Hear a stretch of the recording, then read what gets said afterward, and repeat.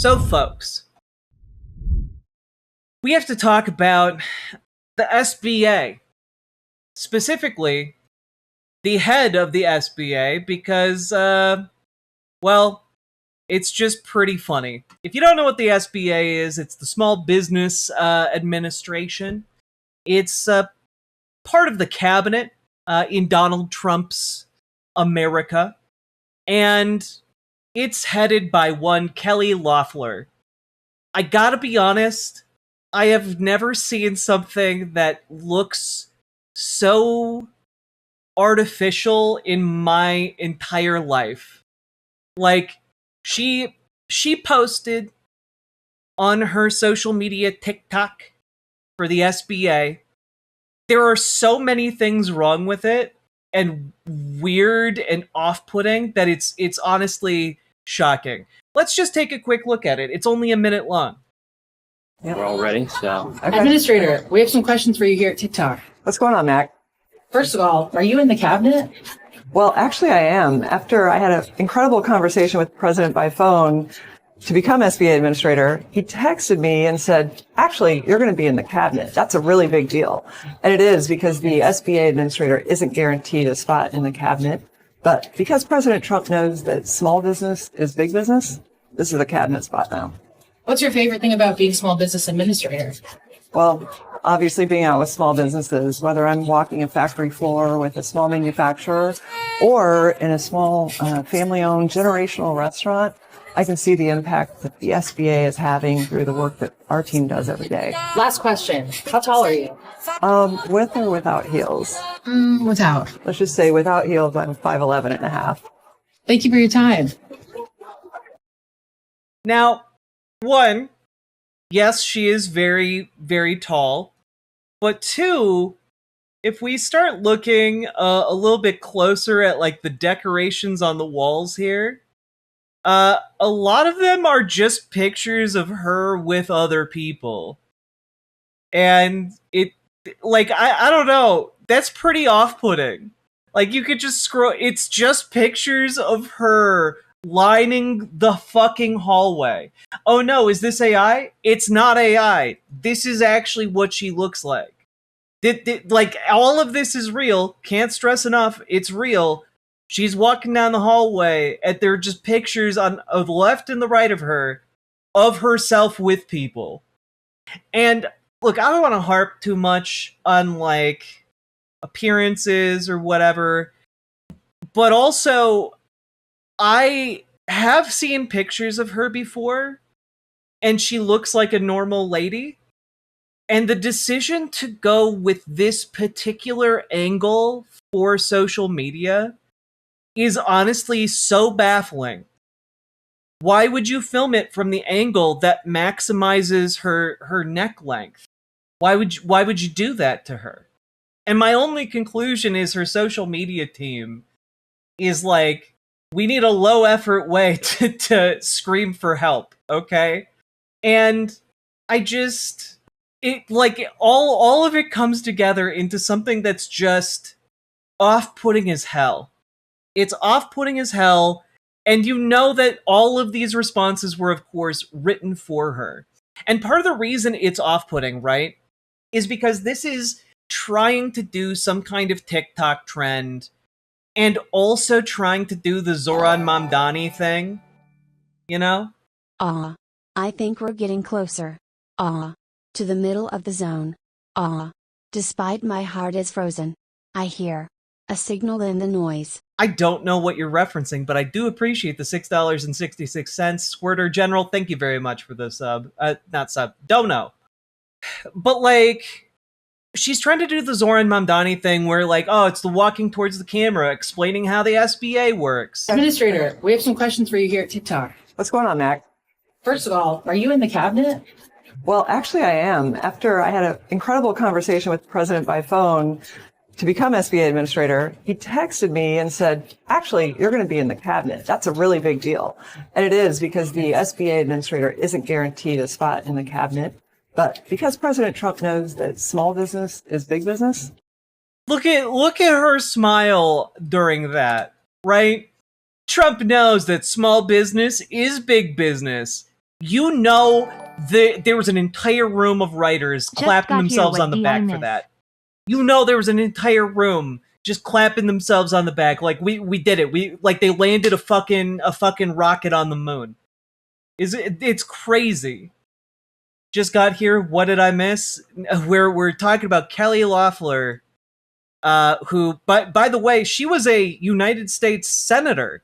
Just as an FYI, super cool stuff. And yeah, she went from that to doing this for Donald Trump. And yeah, she's also a former WNBA co-owner for an Atlanta-based WNBA team. I think they're called the Dreams or something like that. I guess I could look it up. The Atlanta Dream. Additionally, you might notice something if you take a bit of a closer look at this video, which is that this binder she's holding throughout the entire thing to look like she's, very professional and doing stuff, it's completely empty. It hurts. It hurts. Every element of this sucks. And yes, she did run against Raphael Warnock and get her ass handed to her. Okay? So, yeah, she's, we usually talk about fail sons when we talk about Republicans, but here we have to talk about a failed daughter, She's just kind of failed her way up in the political world by virtue of being very wealthy, essentially. And, for wealthy people, that just, that's just how life works. You can be terrible at basically everything and still wind up in the White House. And you might wonder, wait, how did she initially make her money? She mortgaged land that she inherited from her grandparents. And her parents were wealthy farmers. Cool stuff here. And of course, she's also just very unnerving in general. I want to play a little clip here. This is her take on the Mamdani Municipal grocery stores in New York City. And surprise, surprise, she's not a big fan of them, right? And I want to point out, before we jump into this clip, municipal grocery stores exist all over. Back, but he got to do all the election victory interviews because Nigel ran away from the count. Both counts. That's true. Count Binface sadly did not win, but he will live on in our hearts and in the spirit of every democracy-loving individual on this earth and beyond. Sake Tanuki, thank you for the 5 tier 1 subs. Let's play this clip. Here's Kelly Loeffler talking about those municipal grocery stores. You're fantastic to see you. I won't go into the just moronacy and idiocy of why these socialists keep trying the same thing. The moronacy! The moronacy, chat! She won't go into it. Over and over that has already failed, even in this country. I mentioned Chicago. I can add into that Sunny Fresh, that market in Kansas City, Missouri, the Baldwin Market in Baldwin, Florida, the Erie Community Grocery Store in Erie, Kansas. But talk about not only did these stores not work, but the damage it does to the smaller community grocery stores and the very reason that New York is being sued as we speak. Well, Dagan, you're exactly right. Look at the Chicago experiment, which failed really quickly. Within 2 years, they burned through $13.5 million, left residents in that city high and dry where they had crowded out small business investment because they had these government-run grocery stores that failed. Now you move over to New York and you have Mamdani's $70 million experiment. When you think about New York, from Brooklyn to the Bronx, 10,000 delis and bodegas that operate every single day. They're serving New York. And now Mamdani comes in and says, I want to... Also, not a single goddamn one of these clowns can actually say his name. Mamdani. gives a big retailer $70 million to run this experiment and crowd out these hardworking small businesses. He should be getting sued because he's really taking their business away. But it's no surprise from an administration that wants to punish hard work, that thinks ownership is bad, and that has promised Now, we're going to finish this, and then I'm going to say my piece. to seize the means of production. I mean, this is Soviet era stuff. Okay, I love it. I love this. I love this a lot. Now, of course, she's saying like, well, they're gonna open these municipal grocery stores, and it'll take the business away from all the other grocery stores. But the grocery stores are being opened in food deserts, places that have no other grocery stores for people to go to. That's the problem that is being fixed by the municipal grocery stores. That's number one. Number two, if you're just saying local governments can't run like grocery stores or stores of any kind, really, then I just have one big question, right? Because this gets brought up a lot. And I think it's worth asking, hey, if this is true, what's the deal with all those municipal liquor stores in Minnesota and across many parts of the Midwest? And I think that there's really one place that we could go to get more information about that, which is, of course, the state of Minnesota's Office of the State Auditor report on the analysis of municipal liquor store operations for the year ended December 31st, 2024. A classic document that we've all read, I'm sure. Trump hiding in a crate reminds me of Lord Fuckwad. Snow White and Grumpy had a child and they named him Fuckwad. Sacrifices I am willing to make. Why did text-to-speech read that way? But that's great. That's lovely. Squirter General, thank you for the $6.66 dono.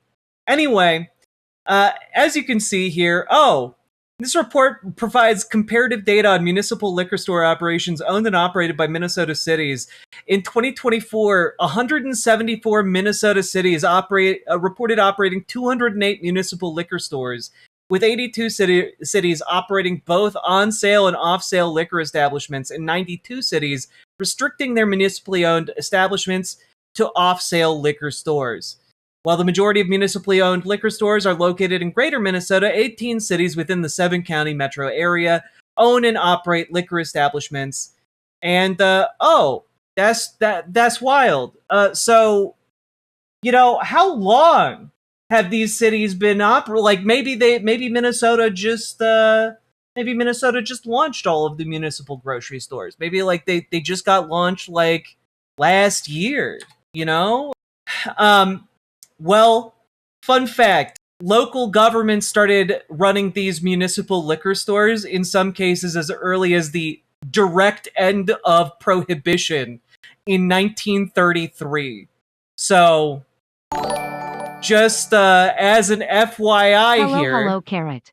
Carrot haven't been able to catch a stream in a while, but I am glad I got to catch this one. I'm glad you're back. Oh, and thank you for subscribing, Sawyer Baskerville. Anyway, here's St. Anthony Village. Why do we have municipal liquor stores? On February 10th, 1948, the St. Anthony Village City Council passed an ordinance to form a municipal liquor store operation. To this day, the profits from the liquor operations provide a much-needed revenue source for our community. In November 27, 1947, edition of the Minneapolis Star newspaper reported that 9 metro area communities were operating municipal liquor stores with glowing results. Profits from these stores paid for fire trucks, the development of city parks, and public works equipment. The village of Excelsior reported that 1/3 of the cost of the operating of the village is paid with profits from the municipal liquor store. 2 months later, the village of St. Anthony passed an ordinance to open their own municipal liquor store, and the rest is history. Wow, it sure sounds like local governments operating municipal stores certainly can be done, as is the case with these liquor stores that have been operating for 80 plus years. That's crazy. One would think that perhaps the head of the Small Business Administration, not association, administration, would perhaps know that small businesses can in fact be operated by local government. That's crazy. I just, not like I don't want to make it all about the fact that she looks absolutely like an AI generated phantom, right? I don't want to make it all about that. Also don't want to make it all about the fact that she has lined the hallway with photographs of herself. I don't want to make it about the fact that she is holding an empty binder. But I will make it about the fact that she seems to know remarkably little about how small business is actually run on the ground. And I say this in part because she doesn't know what she's talking about when it comes to municipal stores. She also doesn't seem to know what she's talking about when it comes to, hey, what do farmers want? Because most of what she's been doing is repealing regulations on farms. And like, I don't know, that seems maybe like it's somewhat related to the fact that we have a huge proliferation of foodborne illnesses, of, water drying up in, drought-ridden lands across the United States. Seems kind of like maybe those regulations are somewhat important to the continuance of farming as a business in America. But, what do I know? I'm just from the Midwest and surrounded by farms.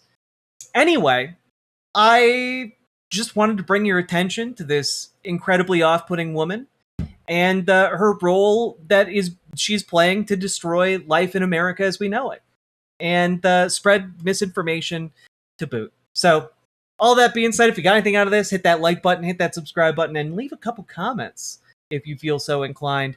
And folks, we need to get organized. Join your local Dems, join your local DSA. If you need help getting started, join our Discord. Reach out to Gamergy for help joining DSA. Reach out to Dragonfly for help joining your local Dems. We need to organize as much as possible. And if you're interested in doing door knocking, phone banking, etc.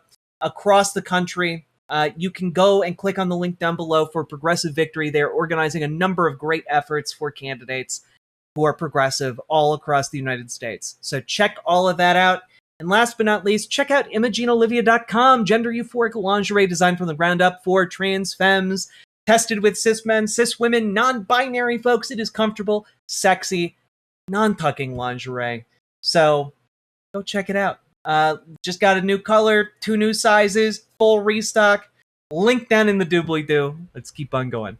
Riverboat Jack is coming to town. All the viewers gather around. Twitch and YouTube and swishy streams. All that content is bursting the seams. Politics, being and plenty more. Your sense of fashion you'll adore. So grab your stuff and hop aboard. We're going straight to Jack's Discord. Riverboat.